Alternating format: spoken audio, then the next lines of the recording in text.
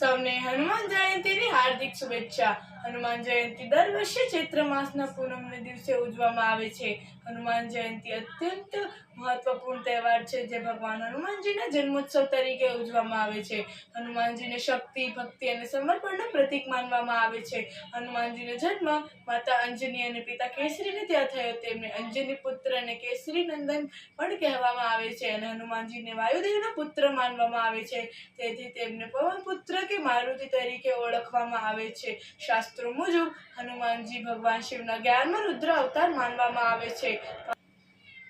ભારતમાં હનુમાન જયંતીની ઉજવણી ખૂબ જ ઉત્સાહથી કરવામાં આવે છે। ભક્તો સવારે હનુમાન મંદિરે જઈ મૂર્તિ પર તેલ અને સિંદૂર ચડાવે છે। આ દિવસની સમૂહમાં હનુમાન ચાલીસા, બજરંગ બાણ અને સુંદરકાંડ કરવાનું વિશેષ મહત્વ છે। ઘણા બધા શહેરોમાં હનુમાનજીની વિશેષ શોભાયાત્રા કાઢવામાં આવે છે। બુંદીના લાડુ કે ચૂરમાનો પ્રસાદ ધરાવવામાં આવે છે અને ભક્તોમાં વેચવામાં આવે છે। હનુમાનજીને જીવન માટે શીખવા જેવું ઘણું બધું કહે છે, જેમ કે નિસ્વાર્થ ભક્તિ। તે હનુમાનજીએ પોતાનું પૂરું જીવન પ્રભુ શ્રી રામની સેવામાં અર્પિત કરી દીધું હતું। અપ્રતિમ શક્તિ અને અપાર બળના સ્વામી હોવા છતાં તેઓ વિનમ્ર હતા।